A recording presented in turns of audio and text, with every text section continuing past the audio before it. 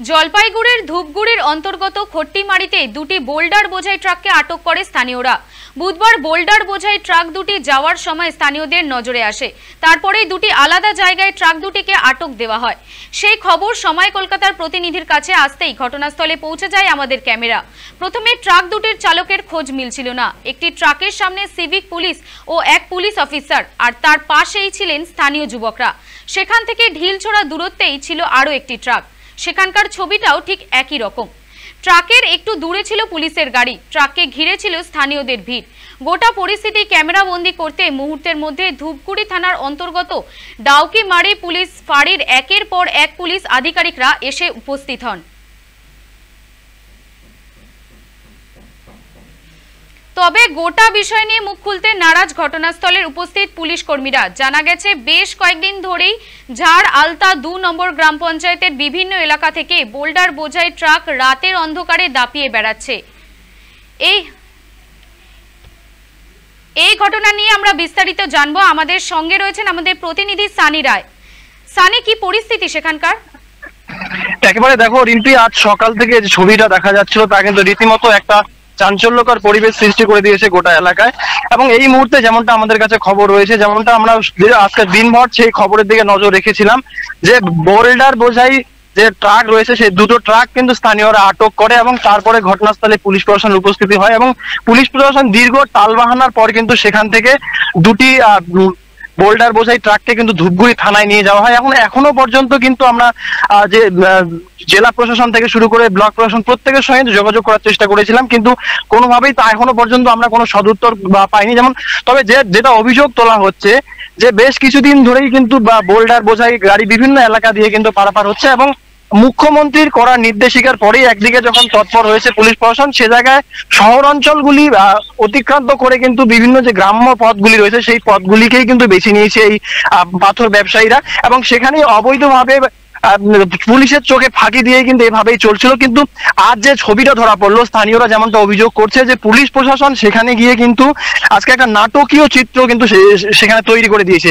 রীতিমতো দুটো পাথর বোঝাই ট্রাককে পৃথক পৃথক জায়গাতে আটক করা হয়েছে এবং পুলিশ প্রশাসন সেখানে কিন্তু চেষ্টা করছিল যে সেই সমস্ত যে পাথর বোঝাই যে দুটি গাড়ি রয়েছে সেই গাড়িগুলিকে কি করে সেখান থেকে সরিয়ে দেওয়া যায়, বা যেমনটা অভিযোগ তোলা হচ্ছে স্থানীয়দের তরফে। এবং স্থানীয় পঞ্চায়েত সদস্য, প্রাক্তন পঞ্চায়েত সদস্য তিনি যেমনটা অভিযোগ করছেন যে পুলিশ কিন্তু সেখানে একেবারে রক্ষক যখন ভক্ষকের ভূমিকা নেয় সে ধরনের কিন্তু একটা ছবি সেখানে ফুটে উঠেছিল।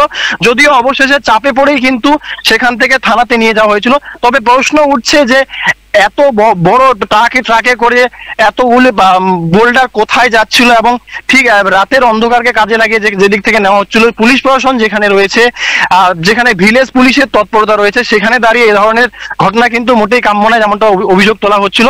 তবে এখনো পর্যন্ত কিন্তু পরিষ্কার কোনো তথ্য উঠে আসেনি যে এই পাথর বোঝাই বোল্ডারের আসল মালিককে এবং কোথায় নিয়ে যাওয়া হচ্ছিল, কোন কিসের উদ্দেশ্যে নিয়ে যাওয়া হচ্ছিল, এ নিয়ে কিন্তু এখনো পর্যন্ত কিন্তু বিস্তর প্রশ্ন উঠছে এবং ঘটনাস্থল থেকেই কিন্তু দুই যে ট্রাক চালক তারা কিন্তু পলাতক। রিম্পি, ধন্যবাদ। আমাদের সাথে ছিল আমাদের প্রতিনিধি সানি রায়। যেমনটা আমরা জানাচ্ছিলাম, জলপাইগুড়ির ধূপগুড়ির অন্তর্গত খট্টিমারিতে দুটি বোল্ডার বোঝাই ট্রাককে আটক করেছে স্থানীয়রা, আর সেই সূত্রেই প্রশাসনের তৎপরতার প্রশ্ন উঠছে।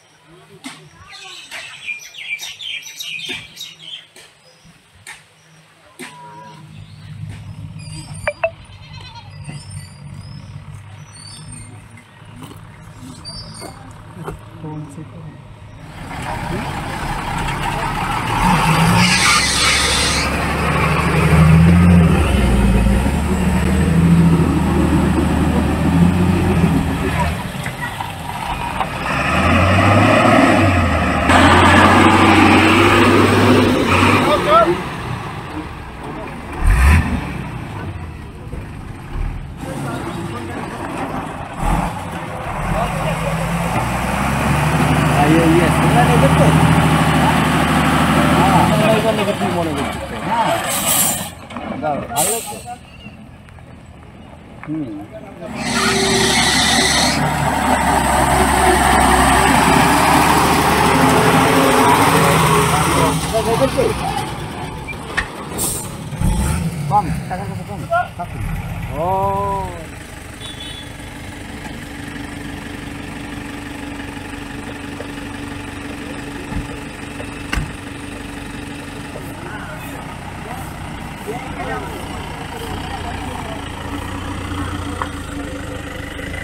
দাঁড় করানো ছিল। দেখতেছি পুলিশ ভ্যান আসলো, গাড়ি দুটাকে আটক করছে। গাড়ি মানে গাড়িতে পাথর ভর্তি ছিল, কিন্তু এটা বৈধ না অবৈধ সেটা বলতে পারতেছি না। পুলিশ এসে গাড়ি দুটাকে নিয়ে গেল। আজকে যে ঘটনা দেখলাম সেটা তো খুবই নিম্নজনক এবং খুবই হাস্যকর। দুটা গাড়ি, বোল্ডার বোঝাই গাড়ি, শেষ পর্যন্ত এখানকার স্থানীয় গ্রামবাসীদের চাপে পড়ে কিন্তু সেখানে হচ্ছে এই গাড়ি দুটোকে আটকানো হয় এবং সেখান থেকে চালক পলাতক। আমি সেটাই তো বুঝতে পারতেছি না যে এখানকার পুলিশ প্রশাসন কি করছে আর কি। পুলিশ প্রশাসনের উপস্থিতিতে কি করে চালক পালিয়ে যায়। আমার তো মনে হচ্ছে যে এখানে অন্য কোনো গন্ধ আমি খুঁজে পাচ্ছি। প্রায়শই আর কি এরকম গাড়ি বোঝাই, প্রায়শই এই রাস্তায়, এত চাপা রাস্তায় যাওয়ার কি উদ্দেশ্য আছে সেটাই আমার অ্যাকচুয়ালি প্রশ্ন। প্রশাসন, আমি চাইব যে সেটা নিরপেক্ষ দৃষ্টিতে সঠিক তদন্ত হোক, তদন্ত হয়ে দোষীরা শাস্তি পাক। এটা আমি এখানকার স্থানীয় বাসিন্দা হিসাবে এটা জোরালো আমি দাবি করি।